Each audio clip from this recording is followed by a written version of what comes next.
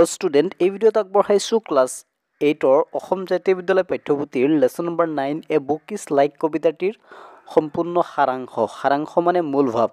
আমি এই সাৰাংশখিনি যদি ভালকে মনোযোগ দি শেষলৈকে চাও তেতিয়া হলে এই যোনটো কবিতাটোৰ অৰ্থ ভালকে বুজি পাম আৰু কোৱেশ্চন আনসাৰবোৰ কৰাত সহজ হ'ব।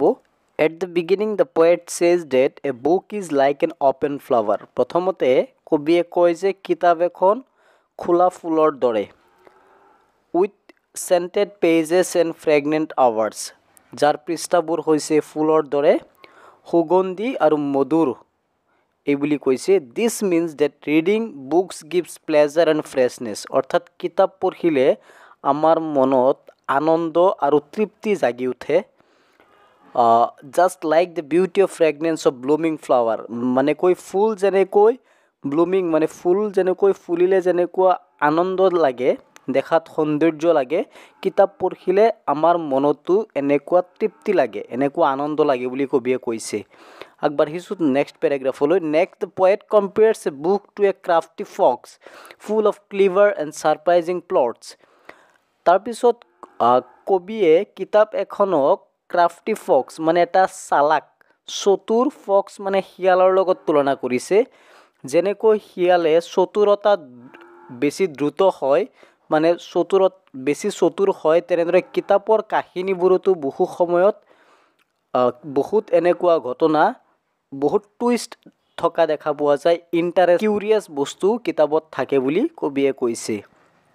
তাৰপিছত the poem then says a book is like a fairy's wings that take reader to magical lands of princes of enchanted kings.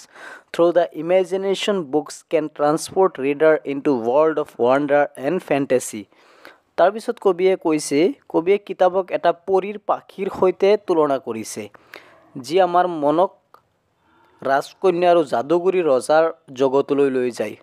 অৰ্থাৎ কিতাপে আমাৰ কল্পনা শক্তিক বৃদ্ধি কৰে এইটো কৈছে।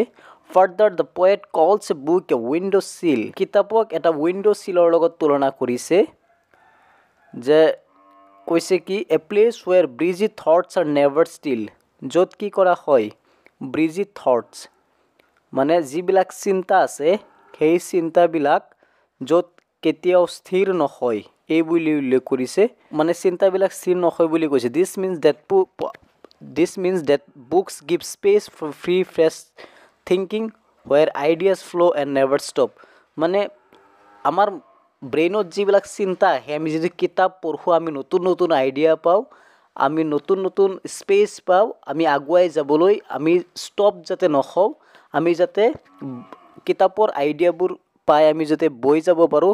তাৰপিছত a book is also compared to an hourglass where pages flow as hour pass. It suggests time passes quickly while reading because readers get lost in the story. Hourglassৰ লগত তুলনা কৰিছে, য'ত পৃষ্ঠাবোৰৰ সময়ৰ সৈতে বগাই যায়, য'ত কিতাপ পঢ়োতে সময় কিমান পাৰ হৈ যায় সেই আমাৰ মনত নপৰে। অৰ্থাৎ আমি যেতিয়া কিতাপ পঢ়ো তেতিয়া আমি সময় কেনেকৈ পাৰ হৈ যাওঁ এই কথাটো আমি অনুভৱ কৰিব নোৱাৰোঁ। The poet describes a book as a lock and key that opens door and set mind free. কবিয়ে কিতাপক লক আৰু কি তলা আৰু চাবিৰ লগত তুলনা কৰিছে, যিটোৱে মানুহৰ যোনটো মন অন্তৰটো মুক্ত কৰে ফ্ৰী কৰে। বুকস আনলক নলেজ, কিতাপে কি কৰে মানুহৰ জ্ঞান বৃদ্ধি কৰে, মানুহৰ কল্পনা শক্তি বৃদ্ধি কৰে, মানুহৰ জ্ঞান কল্পনা শক্তি ইত্যাদি বৃদ্ধি কৰে আৰু মানুহে ৰিডাৰ্ছে পাঠকে মানে ফ্ৰীলি ভবাৰ শক্তি প্ৰদান কৰে। তাৰপিছত the poet compares a book to an ancient clock that speaks the time but never talks. কবিয়ে কিতাপক ancient clock মানে পুৰণি ঘড়ীৰ সৈতে তুলনা কৰিছে, যিটোৱে সময় কয় কিন্তু কথা নকয়। This means the book carry knowledge and stories from the past silently teaching us lesson without speaking. য'ত এইটো অৰ্থ হৈছে কিতাপে ইতিহাস আৰু জীৱনৰ সকলোবোৰ বস্তুৱে শিকায় কিন্তু কোনো শব্দ নকৰাকে, কিতাপে কিন্তু মাত নিদিয়ে কিন্তু সকলোবোৰ বস্তুৱে কিতাপে আমাক শিকায়। Next, finally the poet says that the book is an open letter that when read again and strengthens friendship, that shows that reading a book can bring back old memories and emotions just like a reading dear friends a letter.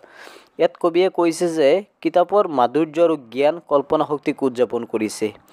ই আমাক বুজাইছে কিতাপ হৈছে জীৱনৰ এটা অমূল্য সংগী যি আমাক মন আৰু আত্মা দুয়োটাকেই সমৃদ্ধ কৰে। তাৰপিছত একেবাৰে লাষ্ট কনক্লুজন সেইটো হৈছে the poem celebrate the beauty wisdom and imagination that bring into our lives. It remind us the books are timeless treasures that open minds and hearts countless ways. অৰ্থাৎ ইয়াত কবিয়ে ক'ব বিচাৰিছে কেনেদৰে শেষত কবিয়ে কিতাপৰ যি বিউটি সৌন্দৰ্য, যি জ্ঞান, যি কল্পনা, কিতাপে যি আমাক জীৱনত যি সৌন্দৰ্য দিয়ে, যি জ্ঞান দিয়ে, যি কল্পনা আমাৰ জ্ঞান বৃদ্ধি কৰে সেইটোক চেলিব্ৰেট কৰিব বিচাৰিছে, চেলিব্ৰেট কৰিছে। It remind the book are timeless treasure open our mind and hearts in countless ways. আৰু কিতাপে কি কৰে আমাৰ যিবোৰ টাইমলেছ ট্ৰেজাৰ্ছ আছে that open minds our heart in countless ways, আমাৰ মাইণ্ডটো অ'পেন কৰি দি আমি আগুৱাই যাবলৈ সহায় কৰে। গতিকে এইখিনি আছিল ভিডিঅ'ৰ ডেছক্ৰিপশ্যনত এই চেপ্টাৰৰ লাইন বাই লাইন অনুবাদ দিয়া আছে, লিংক দিয়া থাকিব, ক্লিক কৰি চাই ল'বা বুলি আশা ৰাখিছোঁ। আজিৰ কাৰণে ইয়াতে সামৰিলোঁ আৰু লগতে কুৱেশ্যন আনচাৰ দিয়া আছে ভিডিঅ'ৰ ডেছক্ৰিপশ্যনত, এবাৰ চাই ল'বা।